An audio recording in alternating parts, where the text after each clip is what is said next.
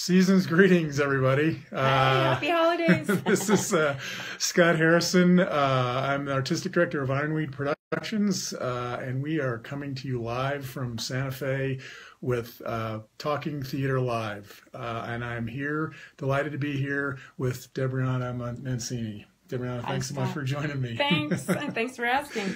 For those of you joining us for the first time, Talking Theater Live is a series of 30-minute conversations between me and Santa Fe theater artists, writers, actors, directors, producers, designers, dramaturges, stage managers, sharing their stories about their experiences in the theater and the paths they've taken to creating theater in Santa Fe. So without any further ado, I see David McConnell is joining us and Marguerite Scott. Hi, you all.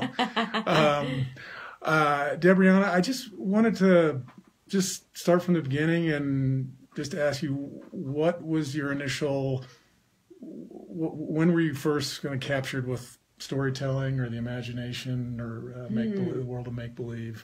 Oh, I've been in the world of make-believe since I was a little kid. I think most kids are, though. I did a little bit of theater in high school, but I didn't really engage myself until I went to college. I went to University of North Carolina, but I was singing there. And I was in an a cappella choir there, and I enjoyed doing that part of it. And then I had to move back to Connecticut for a little bit, and I got picked up by a modeling agency while I was waitressing. This is just like that kind of classic story. Yeah. And a photographer was, I was serving him, and he said, "You should be a model." And you know, just this typical thing. And the next thing I knew, I was on the cover of a magazine that went out all over Connecticut.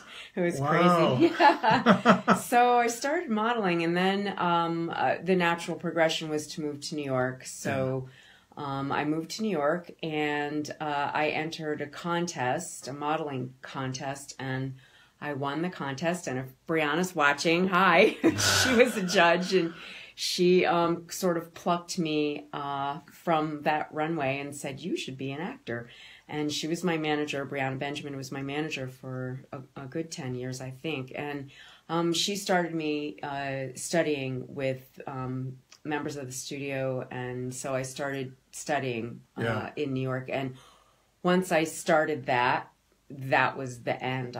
Then I thank her almost every day, thinking that it was the thing that like made me who I am. I knew it the minute it landed in my soul. I went, "Oh my God, this is my life. I'll never do anything else." And so I studied in New York for a long time. I studied with private teachers, and then I studied at Circle in the Square. And I came here, and the film industry was very hot here. And when was that? When did you? Late 80s, early 90s. Yeah.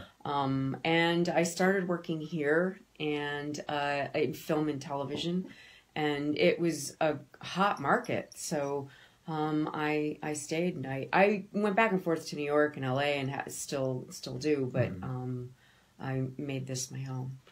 Wow. That's now, how long were you in New York then? I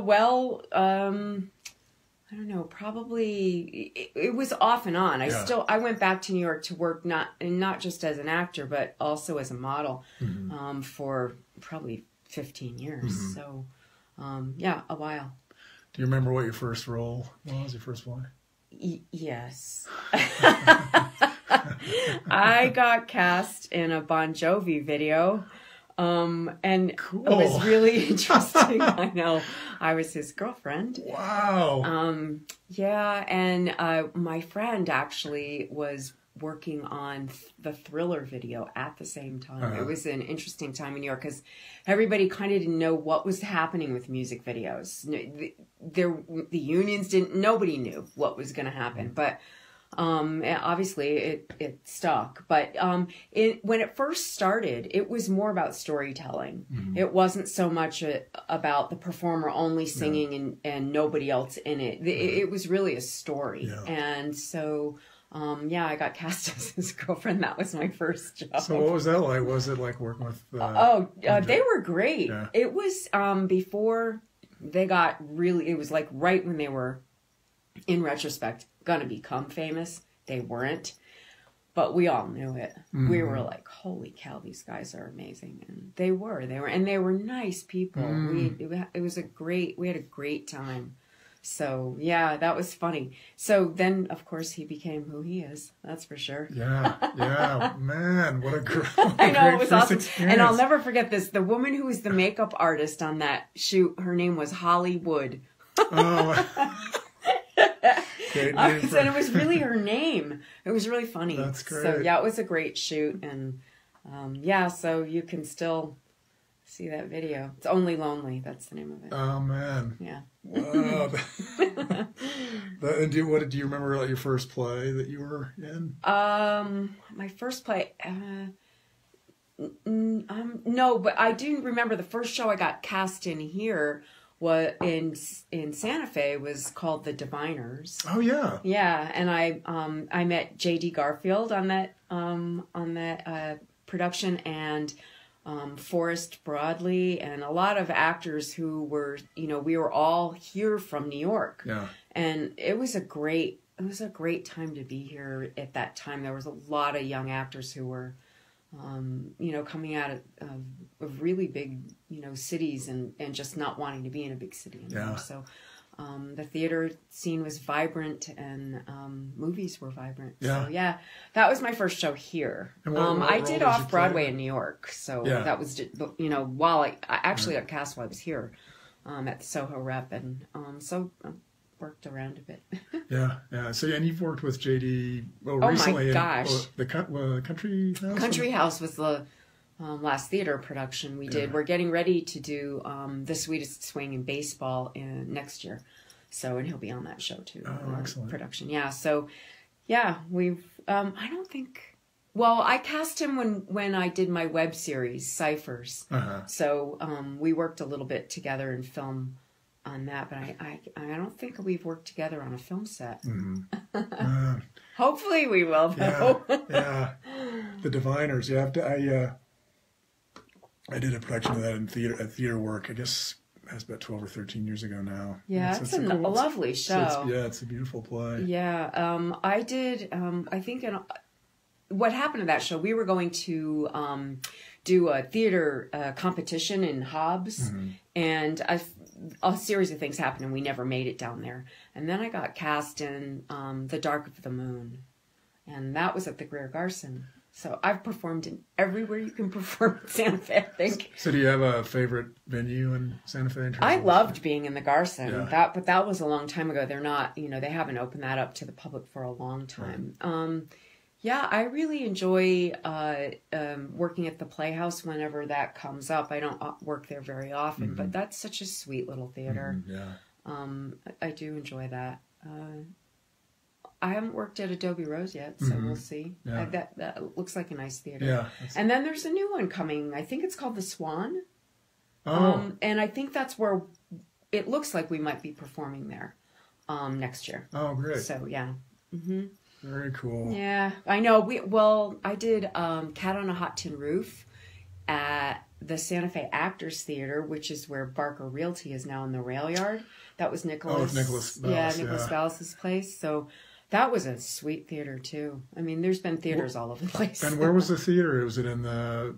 It was on the end. It was where Barker is now. Oh, gosh. But they blew that whole thing open, so it in no way resembles what it was. Yeah. So, yeah, I've kind of been all over. Yeah. That's the fact of living in Santa Fe. Right. We're all over the place. Yeah. Mm-hmm.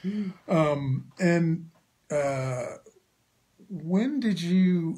Because I know you're involved in activism. Mm-hmm. And just tell me particular causes that you're most drawn to. Are there? Well, that's an interesting thing to ask. I guess right at the moment, I've always been involved politically. I think since I could remember, really.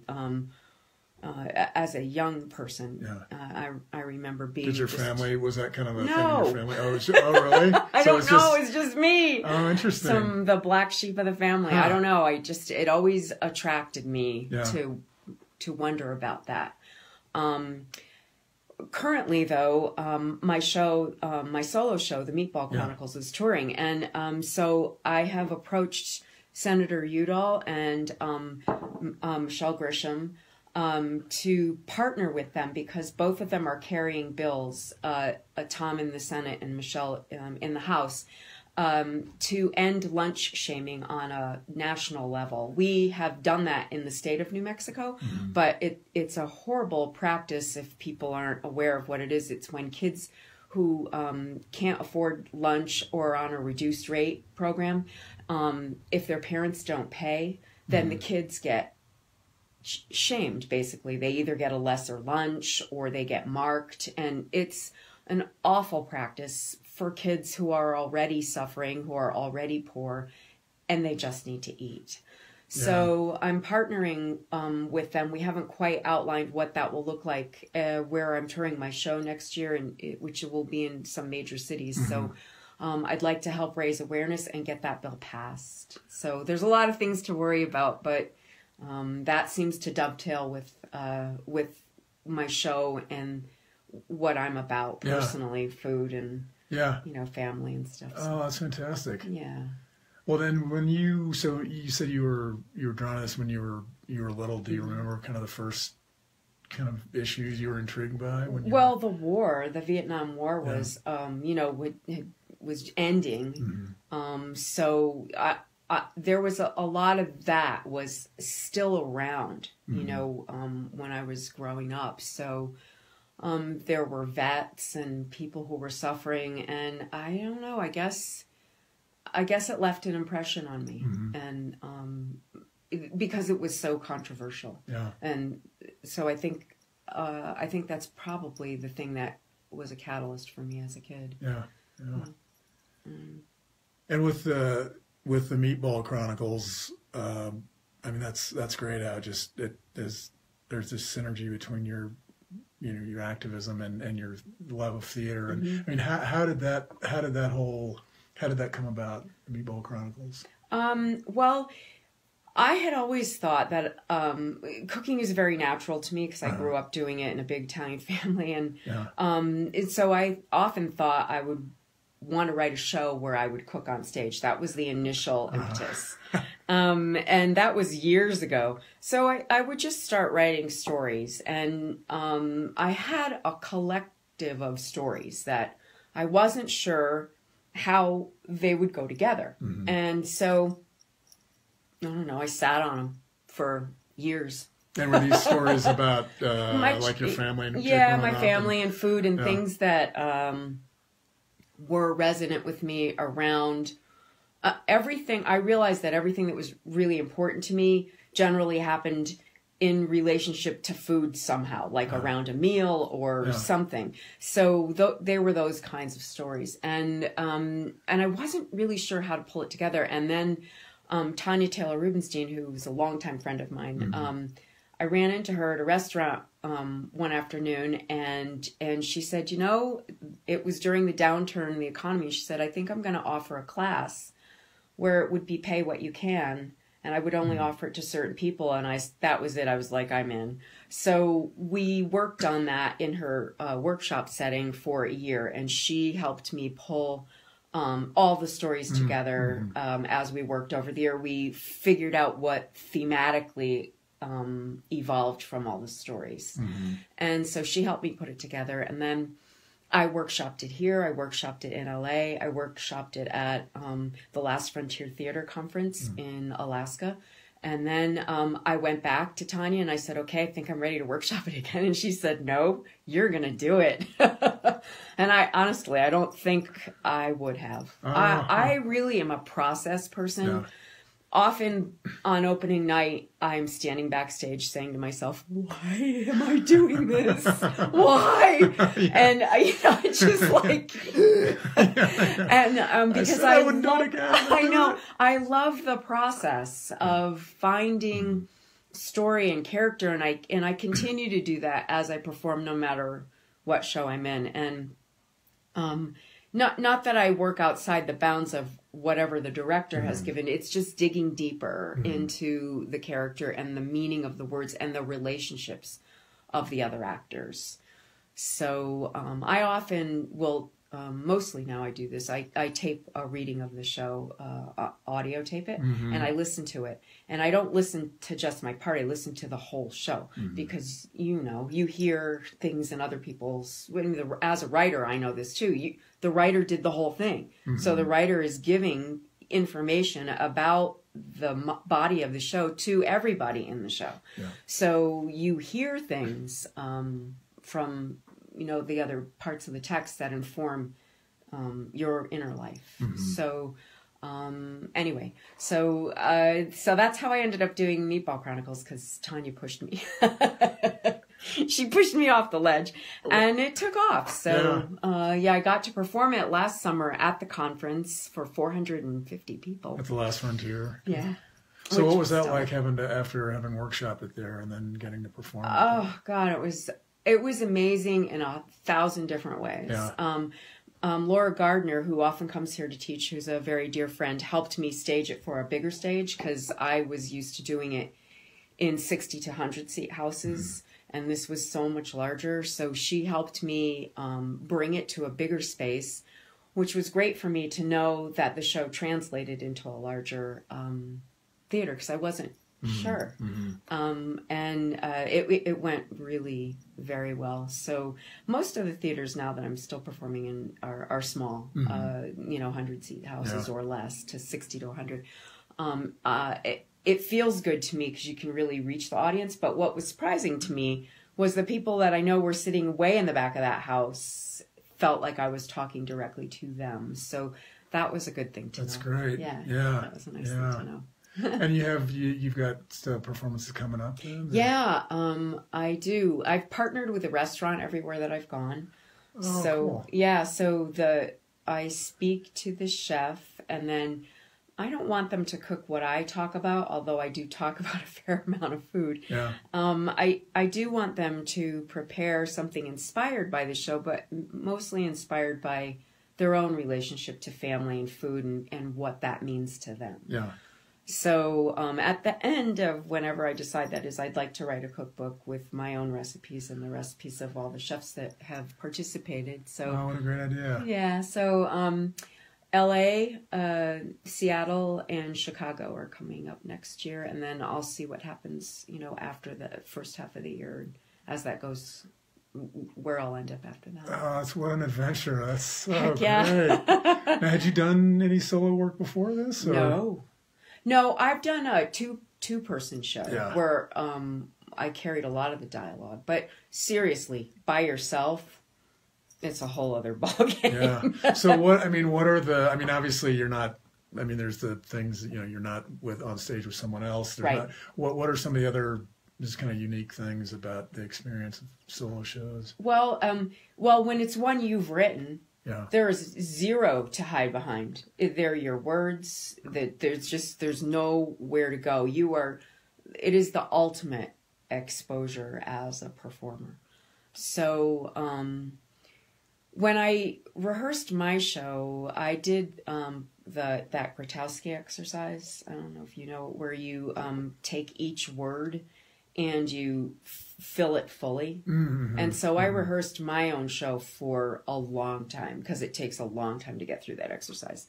And it settles it in yourself so much that it never goes away. So there's not like a fear of like going up on your lines, like sometimes could happen in a show that you didn't write.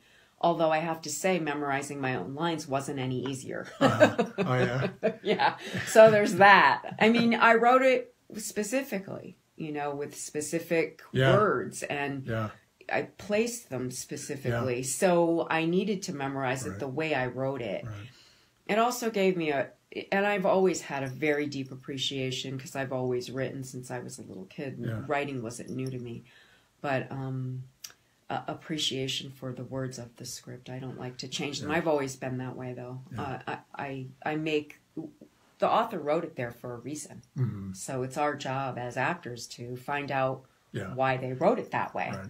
and not to cut them and not to change them. And so I try to remember it the way way it was intended. Yeah, it's interesting because I always, like, my wife and I always talk about how, I don't know, I often hear with, you watch the films and you see the extras afterwards, and a lot of times they're talking, they're like, oh, the director was so great to work with because he really let us, like, just, kind of go off and come up with new stuff for the script and all. And I don't know. I'm it's kind of theater training. I know, but that same mind. It's like, no, where's the respect for the writer? I mean, there's a reason that they wrote it that way. Anyway, I have the same feeling. I mean, really, there's a reason. And I mean, I've been writing my whole life. I mean, literally since I was little. I kept diaries on little tiny notebooks since I could write. And I have them back to like when I was 7.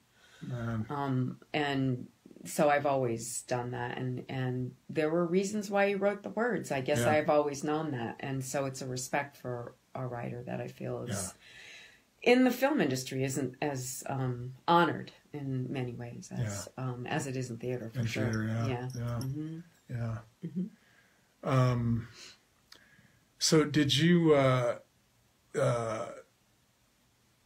when you were writing when you were little, I mean, did you write your own stories? I mean, were there things when you were growing up where you kind of made up your own stories and things like that? I mean, in terms of play acting them out. And no, what I wrote journals, and I wrote daily in journals, and it saved my mind. Yeah. It saved me. And I didn't really start. I always wrote through high school. I never had a problem with any of the essay parts, and then when I went to college, I started taking creative writing classes, and that's really when I started to do more creative writing. But mostly poetry, though.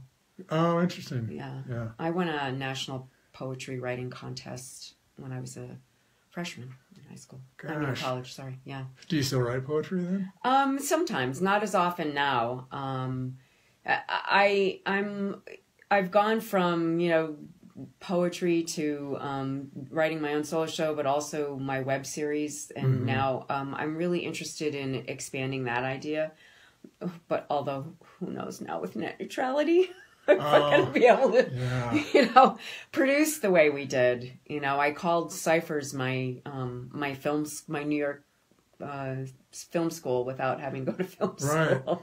Now tell me a little bit about that, Cyphers. What drove me for that? Yeah. It was funny. I think the original impetus was I had done a 48-hour film weekend, and I came away from that going, well, this is stupid.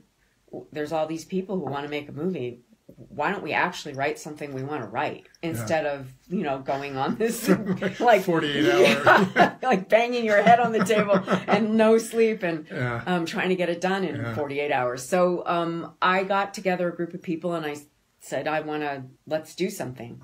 And so there were a couple of people. I had not written at that point any kind of film script.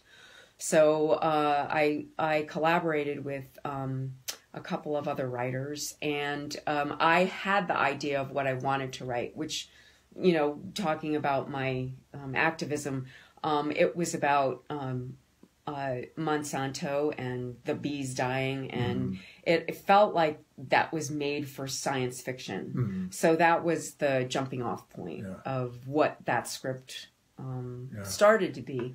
Looking back on it now, I don't think I needed to lean on so many other writers. The story that I wanted to tell got diluted and was never really what I wanted to say. So I do have an idea to write the piece that I want to write. I just haven't had time to do it. Yeah. So, I'm hoping that now that my show is actually rolling, I'll have some space to actually write the script I want to write. Nice. Yeah. And when you write, because you say you write poetry, do you feel like, is your writing process kind of one where you distill down as you go, or does it kind of vary, in terms of the... Well, I think that I do write less, and I found that when I was writing my script for the Meatball Chronicles, I needed to add more words, and that was always a thing I needed to do, so that everyone understood what I was attempting to say, because I tend to be a distilled person in my words. So that's always a little bit of a challenge. But it's easier, oddly enough, it's easier writing film because the words have to be distilled. Yeah, you can't, just expound the way you can in, there aren't huge monologues in film scripts typically. So that, oddly enough, felt like it lended to my style of writing. Yeah, interesting. Yeah. Oh, interesting. Yeah, what you find out about yourself. Yeah, wow. Then and in terms of just kind of going back to Meatball Chronicles a little bit, when you're obviously you're playing different characters, is there a kind of a process you go through in terms of finding the physicality in the voice, or is it? Yeah. I mean, I know you're writing about certain people too, so it's a certain thing that's kind of there. Yeah, already. but they're not. When I was doing that, I wasn't worried about imitating them exactly. Yeah. It was more of an essence of how I felt about that person, more than trying to imitate them directly. Yeah. Even when I'm working on a character that's not that wasn't in my show, just on a regular script, I never know what the entry point is going to be. Yeah. Sometimes it's a piece of music. Sometimes it's in the walk, some kind of physical. Sometimes it's whatever shoes I feel like that character would wear, and then you put them on, you're like, oh yeah, this is it, and something settles in. So I never know when it's going to hit, and I always try to stay open to where that might land, because rather than put it on the piece, I want it to come organically from where it lives inside of myself. Yeah. Oh, fascinating. I guess. No, it is. Yeah. I mean, I'm always, I'm always interested in I love getting to work on characters that I either have that are, whether it's physically different or vocally different, but it's just always fascinating, the particular thing that resonates. Because I have the same thing. Like sometimes a piece of music, the rhythm will just suddenly I'm like, oh, I know who this character is. I know how they talk, I know how they walk. Yeah, that's interesting. Well, I had one final question just to ask you. Okay. So in your kind of work, in the theater, whether it's writing, whether it's on stage, I mean, is there a particular kind of moment now that you kind of, when you have that experience, you're like, oh, this is why I do it. Like, this is why I love it. Yeah. Generally, it's when the connection with the other performers on stage transcends into a place where you don't know where you've been. And it's a way of being lost in, but not lost, but just so far out of myself and in the creation with other people. That's it doesn't always happen, and it certainly doesn't always happen every show, but it's sort of like that carrot that's dangled in front of you. It could happen again. It could happen now. It could happen this time. Which is different than doing my solo performance. Although it does end sometimes before I'm like, wow, I'm already coming to the end. So I do get lost in it when I'm performing even my own work. And that has to do with the relationship, I think, that I'm creating between my story, myself, and the audience. And when there's a synergy there, I don't know, it's an experience that it's hard to describe. And like people call it a runner's high, it's a theater high. It's really it's humanity in its deepest sense, and it's connecting those hearts of people. I think is why I love it so much. Oh, that's I know what you mean. I love those times when you're you have having a moment on stage with someone else, and then you have that feeling with the audience and everyone where you feel like everyone is sharing this moment. Everyone, we're all sharing the same thing. It's just, and you can't, like you say, you can't. There's no recreating it. Yeah. They're in that specific moment in time, and in this day and age when everything's about electronics and playing things back and being able to access everything immediately, I think I believe that theater is going to have a renaissance because of it, because we're not connecting in ways that we should be, and in ways that maybe not should isn't the right word, but in ways that we're meant to. Oh yeah. You know, we are a community of people, and theater gives you a way to access that path, different than film. Because you have that vibrational thing that happens, and it doesn't happen when you're sitting in a theater. I mean, in a movie theater, it happens when you're in a theater, and when you're with live beings. Yeah. Well, Debrianna, I can't thank you enough for your time and the conversation. This was really rewarding. And thank you all very much for tuning in. And we will share this on our Ironweed Productions Facebook page. So please like us and follow us on Facebook. We'll also announce on my Facebook page in Ironweed when we'll have our next interview. But until then, thank you again, Debrianna. Thank you. Thank you all again, and happy holidays.